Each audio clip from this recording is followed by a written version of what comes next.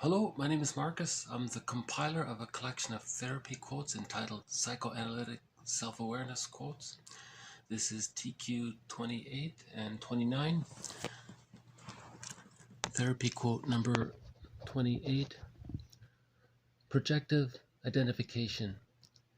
Stimulating in someone else your unpleasant affects. Misery loves company. The topic of the defense mechanism of projective identification will be one of the threads that will run through this series. In an earlier video entitled Projective Identification as Communication, the focus was on how projective identification can be used mainly as an attempt to communicate. So just briefly, a person doesn't know what they're feeling, so they try to provoke or behave in a way with their friend, and suddenly the friend is feeling what the projector is feeling, has been feeling, but doesn't know that he's feeling. And the idea is that he's trying to communicate what he's feeling with the hopes that the projector will say, the projectee, the person projected upon, the friend, with the hope that the friend will say, hey, I'm now starting to feel such and such, and I'm wondering if maybe perhaps also you might be feeling such and such as well. And the projector might pause and say, now that you mentioned, I think I am feeling such and such. How did you know? And their friend will say, because you gave it to me. You provoked it in me. So that's why I thought maybe you're feeling this as well. Anyways, the idea is that there's communication involved, and the person wants to communicate what they're feeling, but don't know they're feeling, and nor have the words for it. And in that video, we mentioned that the prototype for this is back in the nursery when the baby was feeling something, but doesn't have the concept of it, or doesn't have the words for it, but he's trying to communicate that he's feeling something, but doesn't have it, right?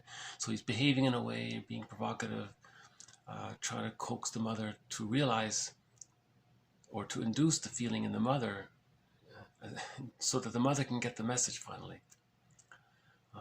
And that's why projective identification is often called an immature or an infantile defense mechanism, right?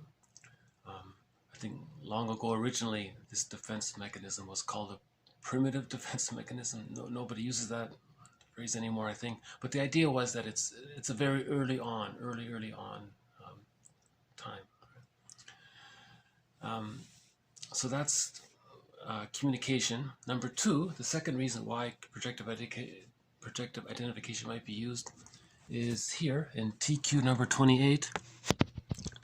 Projective identification, stimulating in someone else your unpleasant affects. Misery loves company.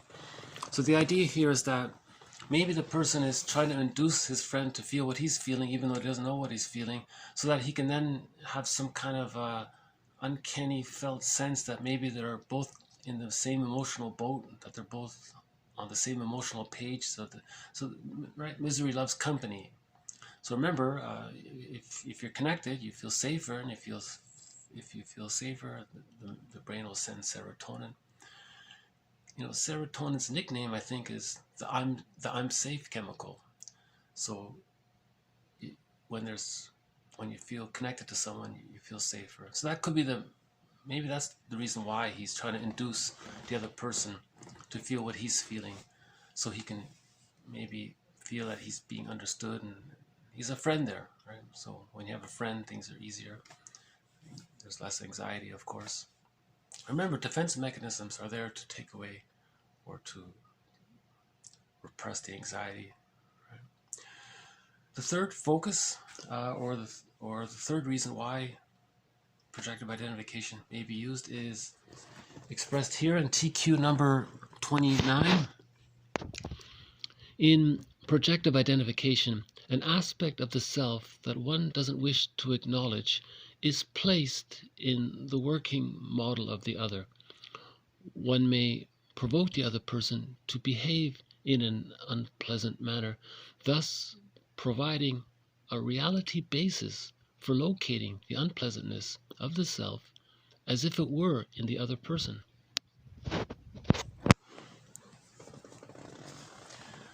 So the focus here is on providing some kind of reality basis upon which the person can then rationalize that he doesn't have the feeling that he's feeling.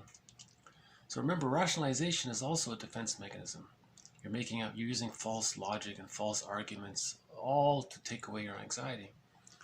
So here, the person provokes the other person and then concretely sees that the other person is having this unpleasant feeling, and then can use the false logic. Well, look, if they have it, then that means I don't have it, right?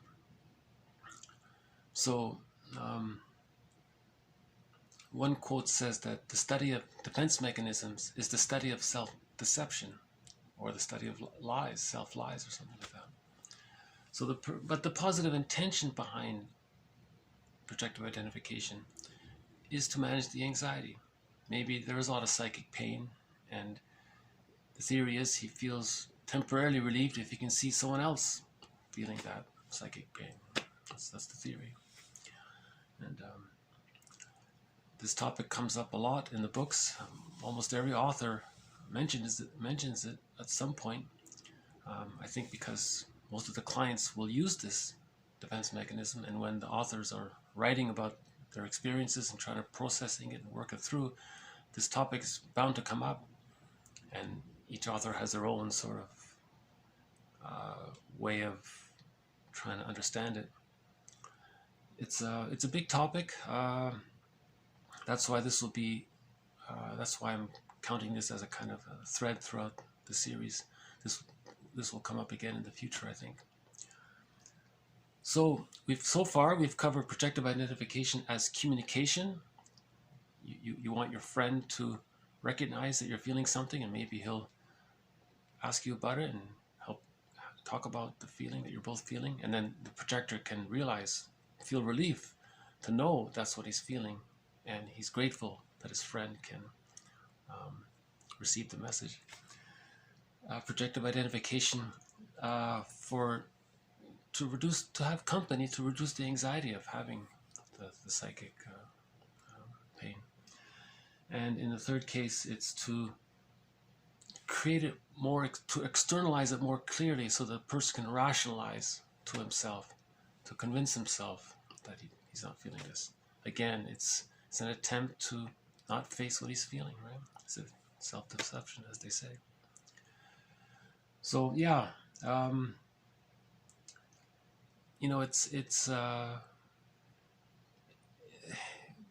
one wonders, is this the best term to describe this projective identification? I think in the earlier quote, we mentioned that in the projection part, there's two words in the phrase projective identification. In the first word, projection, projective, the person will just attribute or just say or think that the other person has it, and then continue that line of thought and see his identity as being a person who has that. That's the identification part. And then he may or may not provoke that.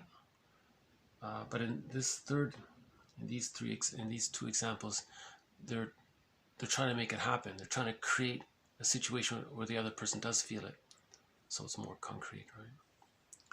And yeah, so the idea is just to understand what's happening.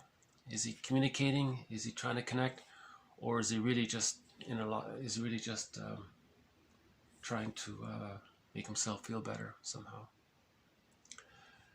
Okay, I think I'll pause it here today. No, I was hoping the Blue Jay would make an appearance. I don't see him, but like the movie says, the bluebird of happiness is within, right? So, okay, so thank you very much. This has been TQ28 and TQ29.